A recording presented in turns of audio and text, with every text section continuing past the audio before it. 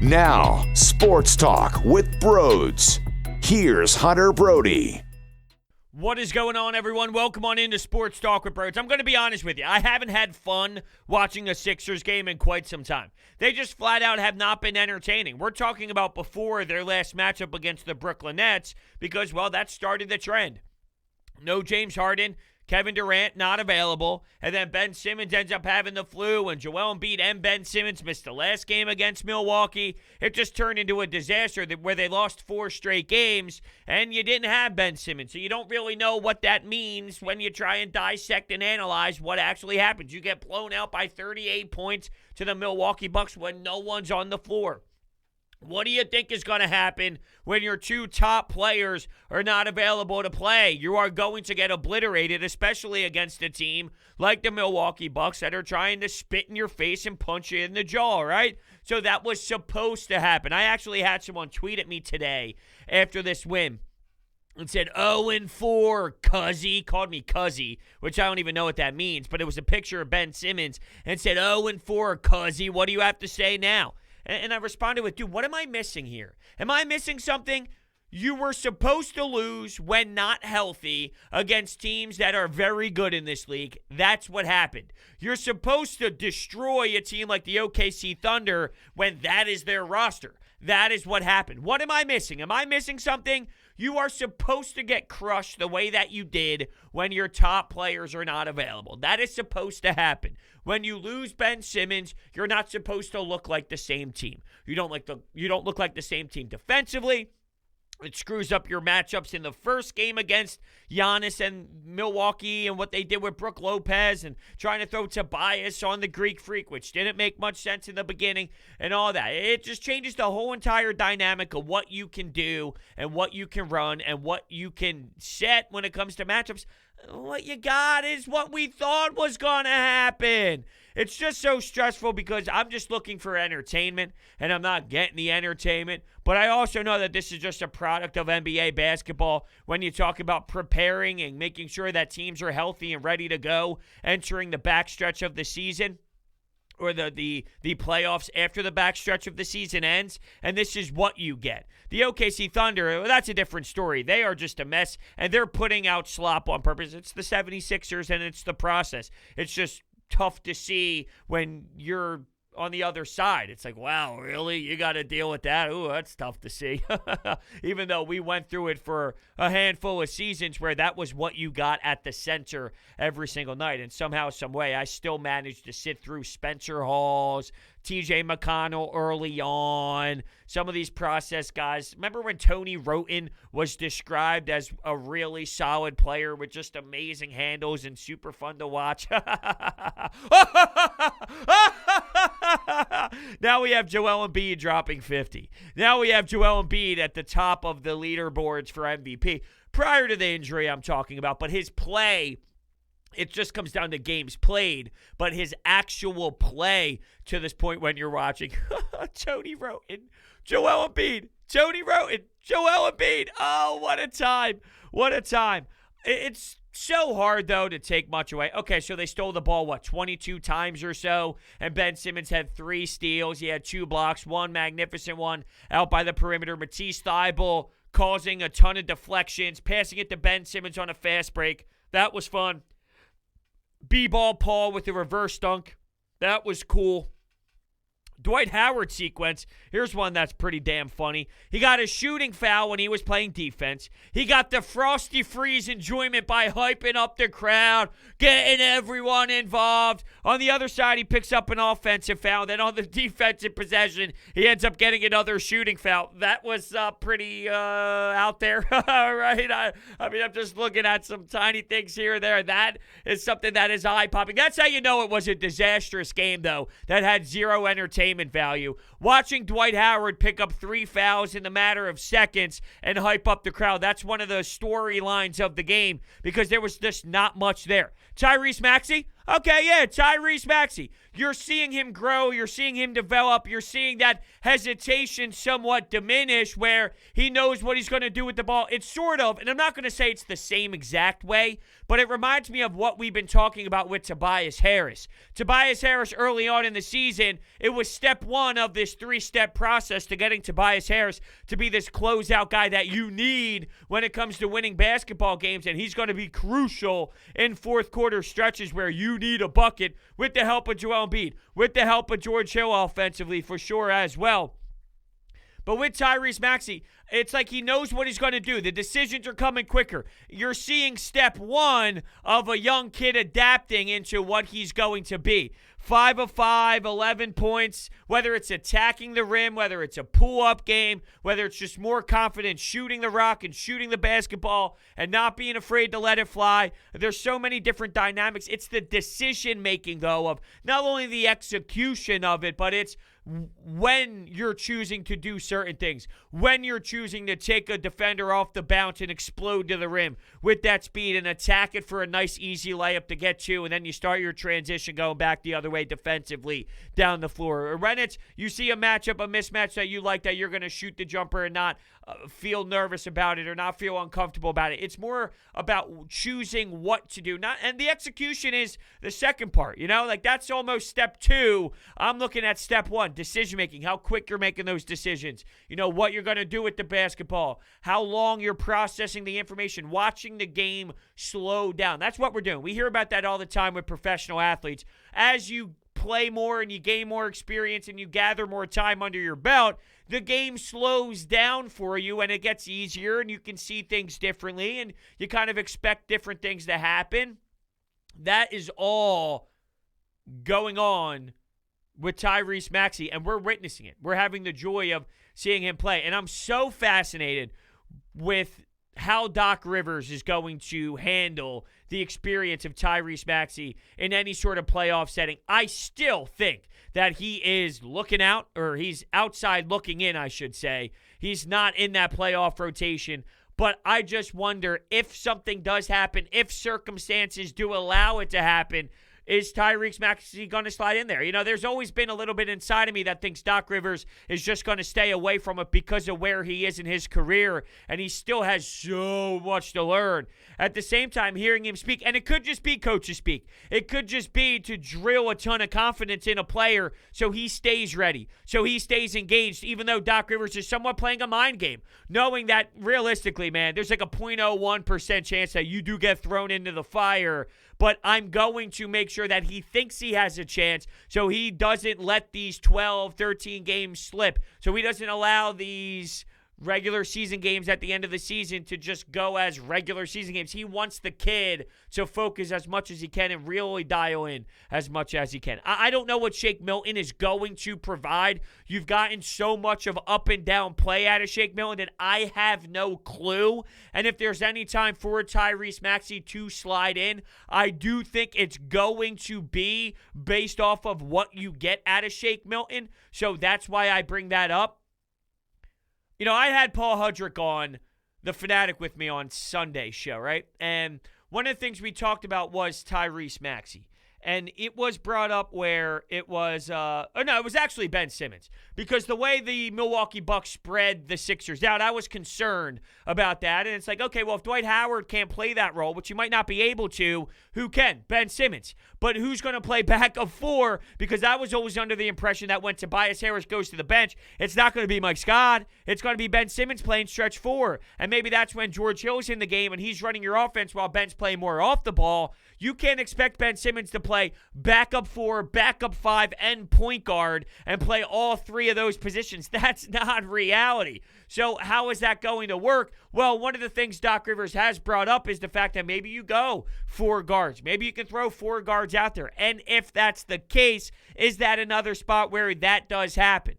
I don't know if it's going to be Tyrese. I think of this as I said, I think Tyrese is looking in. He's out looking in. I still think you got George Hill, you got Shake Milton, you got Furkan Korkmaz, you got Matisse Thybulle, and that's more of a product that he'd probably go with than what you got out of Tyrese. I'm just saying, I'm just fascinated by the storylines of this kid and the way that he's playing. He's playing with some swagger right now, and he's making some really great decisions out there on the floor. That's making it intriguing. For what it's worth, for what it is, for the situation that's at hand here with not entertaining basketball, you're trying to really grab here. Like, I'm grabbing for 5 of 5 and 11 points out of Tyrese Maxey. I enjoy watching this team play no matter what, obviously, or else I wouldn't have them on at all. But I do feel at the end of it, if that's what I'm excited about, Tyrese Maxey's 5 buckets or Dwight Howard's crazy fouling spree that he just fouls everybody at will and he just breathes and somehow here's a technical. And before you know it, he's going to get that technical and he's probably going to get suspended. That's inevitable. That's going to happen in the very near future. You know, it kind of is what it is. Here's a quote that I see all the time, though, that really cracks me up, and it's with Matisse Thybulle. Man, if Matisse Thybulle just gets a jump shot, yeah, I know. We all know, right? We know how great he is defensively. I just feel that now we're in year 2, and I see that get tweeted nonstop all the time. My buddies in the group chat, nonstop. I got our one sports chat, right? And it is going off on the Sixers, going off about how they're just obliterating this OKC team. And it's, if only Matisse Thybulle can get consistent jumpers. Yes. That's only been a statement for the last 2 seasons. That's probably even been a statement back when he was at Washington as well. Maybe that senior year where there was a dip involved with the three-point shooting, if you remember correctly. That was something that was interesting, right? Like, let's go back, and I can't believe here we are looking at Washington Huskies statistics for Matisse Thybulle college stats.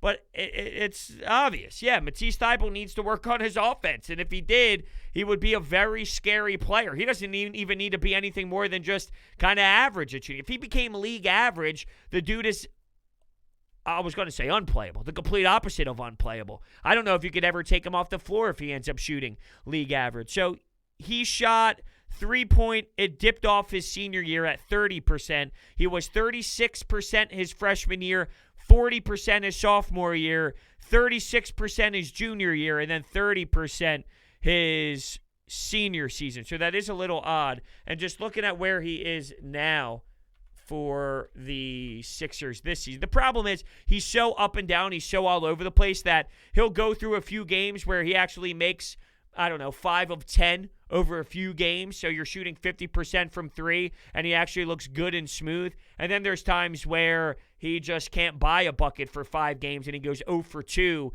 for 5 games consistently. It's all over the map. Right now, he's shooting 29% from 3. Close to 30. I'll give him 30. I'll round it up. He's shooting 30% from 3. He shot 36% from 3 last year. And now he's shooting 29.8, which is 30%. It's pretty interesting. I'm looking at the attempts, pretty much basically the same 3-point attempts per game, just around 2. Really interesting, that's all. But I think the quote is just kind of funny to me because, yes, that is a pretty obvious statement. Speaking of quotes, though, why don't we go here? Ben Simmons with if you know basketball quote. So we talked about pretty much he was being asked by the media, and he was talking about his impact on this team and what he does for this team. And he's essentially saying, and I'll paraphrase, but if you know anything about basketball, you see it. Yeah, we do know a lot about basketball, Ben. We do know. There's a lot of us that do know the game of basketball. And we know that you do so many things well on the floor. We also know that you can't pretend that it doesn't matter that you don't fix your glaring hole. And that's where the problem is. Now, there's some out there that think I have a weird obsession with Ben Simmons because all I do is bitch and complain about him. Yeah, I do. I do have a problem. Yeah, I have a problem. Why? Because this is asinine. It really is. Quite frankly, it is bizarre, and it's a joke. It's a joke that this is where we are with Ben Simmons as a player. I know what he does. I know what his 15 points per game or so does to this team. I know what he does defensively. I know how he gets open looks. You start the game off, and how does it work? You got Ben Simmons creating open looks, and Furkan Korkmaz makes a shot. We all see it, Ben, but both can be true. You're very important to this team. Ben, Joel, and Tobias, all 3 of those players, Danny Green as well, they are extremely important to this team. Everyone has a major role here with this starting 5. Seth Curry is someone that I don't know what to expect out of him, and I know that he has good three-point shooting, but I wonder if he's the guy that gets subbed out for George Hill when we talk about crunch time, because if he's giving you a game, he's going to have a quick trigger, I think. He's going to be one of those guys. I talk about it all the time with Furkan Korkmaz. The leash is super short, and if he misses 1-3 and he gets obliterated on 2 straight defensive possessions, you reel him back in. You pull that leash back in. With George Hill, with Seth Curry, I'm not going to say it's to that level, but I wonder if Doc Rivers, and keep in mind, you got the family ties as well involved, but are you going to decide to move on? Hey, dude, you don't got it tonight. We got to throw George Hill in there. He's such a hit or miss type of player right now. Other than that, though, with your other 4 starters, they're all important. You don't go anywhere with Tobias. You don't go anywhere without Ben. You don't go anywhere without Joel Embiid. I don't know if you go anywhere with the corner threes and the veteran presence and the versatility when Danny Green is having one of his better defensive plays and one of his better defensive games, one of his better efforts on the floor. When you get one of those that are crucial, you need all those players. All those players matter. So yeah, all those players matter. The impact of all 4 of those players are extremely valuable to this team finishing the job or getting to the Eastern Conference Finals and making a serious leap in the growth of Ben, Joel, and the process of the Sixers franchise when it comes to their current playoff runs each season. They all matter. They all matter. That doesn't mean what Ben doesn't do doesn't matter, though. It doesn't mean that. It doesn't mean that. So to brag and boast after this type of team win, come on, dude. I mean, this OKC Thunder team won't even beat the 5 teenagers that play on the net 5 doors down from me that I see all the time. It really is slop and garbage what they made available. And, I mean, that's what you do when you're trying to get all these first-round picks. And I don't blame them. I mean, I don't blame them at all because guess what? You want to talk about the process working or not process or the process not working? Take a look at Joel Embiid, all right? Ben Simmons is annoying. Ben Simmons is frustrating. There's a reason why there's trade value there for James Harden, though. And the speculation of trading him for a player like that is on the table. Yeah, you talk about having an MVP if it just comes down to actually staying available for more games. I don't blame OKC for what they're doing, and with the firepower they have with the first rounds, God bless them, because they got plenty of opportunities to go out there and nail it.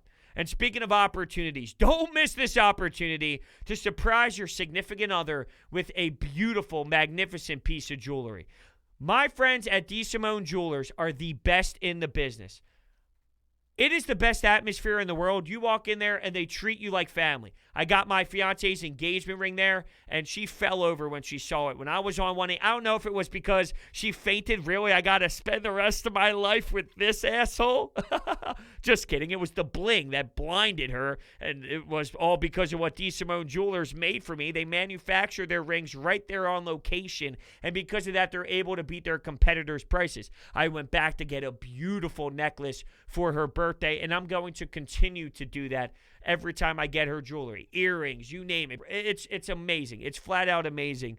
Make sure you get over there and get to DeSimone Jewelers. I've sent so many family members in their directions, and they all say the same thing. Brodes, they're ridiculous, man. They're so good. I actually had a buddy buy an engagement ring at another spot. He told me the price, and I saw what it was. Dude, you got robbed, bro.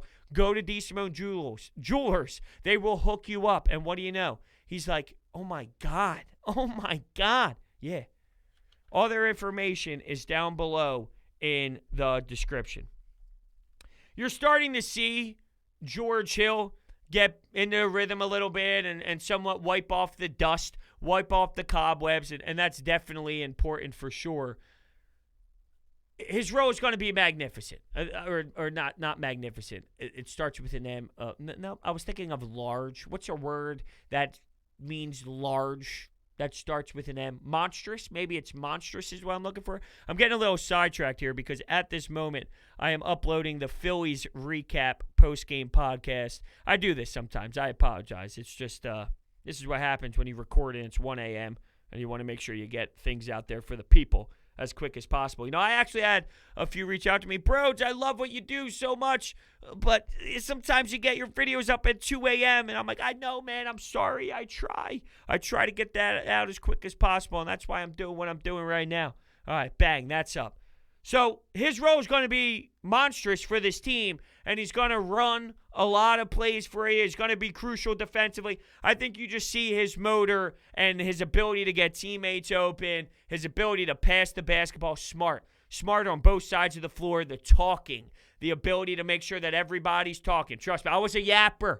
All right, I was a yapper out there when I was playing hockey, when I was playing college hockey. I don't know what type of sentence just came out of my mouth there. I'm all over the map as we speak. Can I even speak? I don't know. I don't know. Am I getting a little candy rush, a little sugar high from my Zowers, my sour Mike and Ikes that I just pounded with my Dr. Pepper? I don't know. Maybe there's something going on there. I feel a little jittery. I also had a Wawa coffee at around 7 o'clock when the Phillies and Sixers started. A nice Wawa 20-ouncer. I went French vanilla coffee. It was pretty damn solid. So maybe that's what's happening. My body is just going nuts. It was nice to see George Hill talk out there. And when you have someone, this is what I wanted to get to. I was a guy out there on the ice that would blabber all the time, practice, games, nonstop, won't shut up. And there's a snowball effect from that, though. Here's Brodes not shutting up. Well, that impacts my D partner, who's going to be talking the same much as I am, because it's important. And then my forwards are going to start calling for the puck. Yeah, Brodes, yep, Brodes, yeah, Brodes, yeah.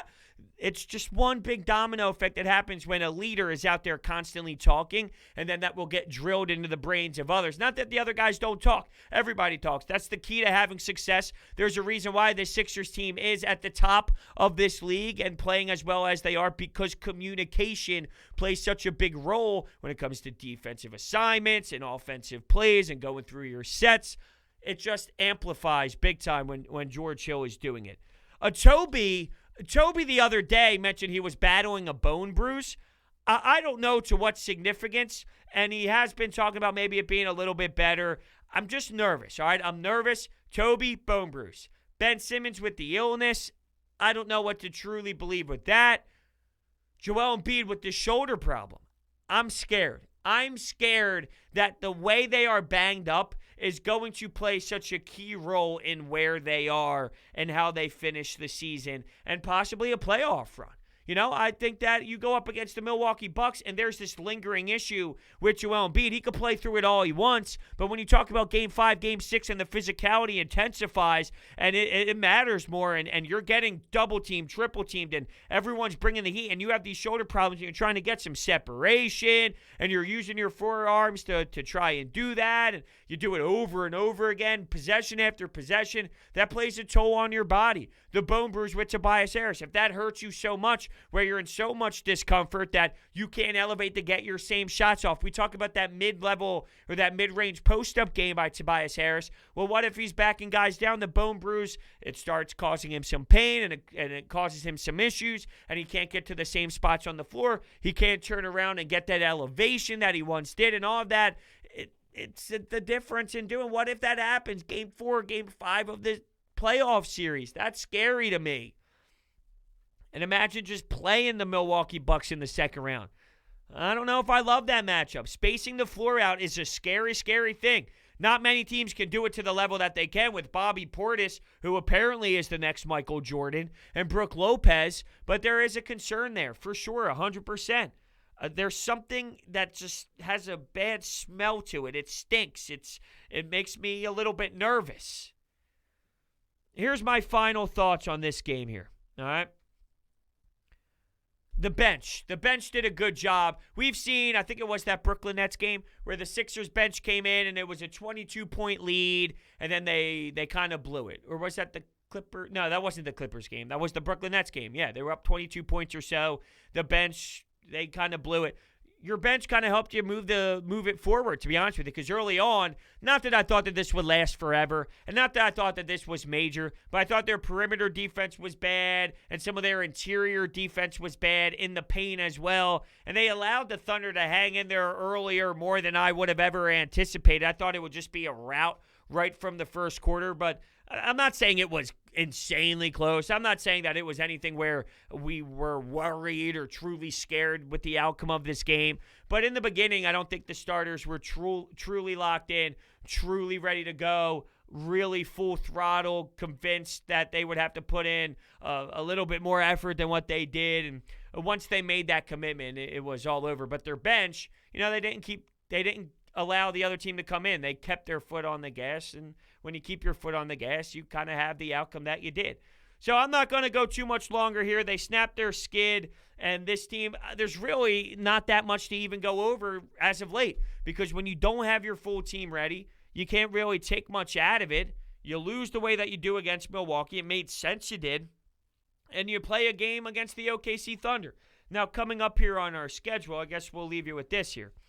With your schedule, you have the Hawks on Wednesday and the Hawks on Friday. Now, just to be clear here on how, we were all upset about the Phoenix Suns back-to-back against the Milwaukee Bucks. And, yeah, I'm not happy about it at all. And I'm not saying this is the same whatsoever, but it just shows you how teams play on a second half of a back-to-back. The Milwaukee Bucks ended up, after beating the Sixers the way that they did in 2 straight games, they went and played a back-to-back. They lost to an Atlanta Hawks team without Trae Young. You would classify that as a bad loss. If the Sixers did that, what would you do? You'd freak out, you'd bitch, you'd complain. And I'm not saying that it's not warranted at times. Context matters. It does matter. But there's a difference between playing a second half of a back-to-back, this and that. Like, there's so much that matters in context with the combo. My point is this, though. For everyone that freaks out over all these losses throughout the season, that some are not justifiable, just watch the Bucks. The Bucks beat the Sixers. They take care of business. Then they play a Trae Youngless Atlanta Hawks team on a second half, and they don't win.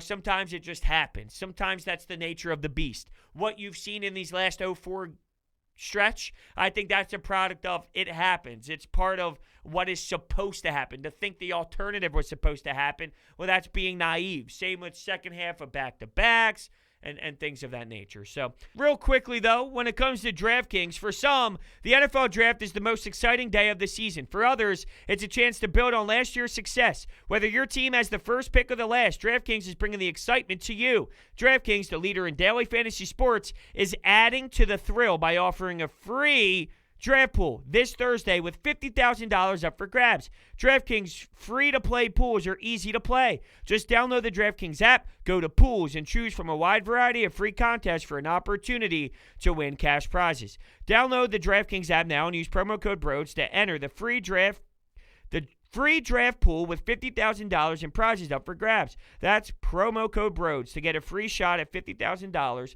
in total prizes. Only at DraftKings. Eligibility restrictions apply. See DraftKings.com for details. All right, I'll leave you there. The OKC roster, reckless. That's the way to describe it. Absolutely reckless.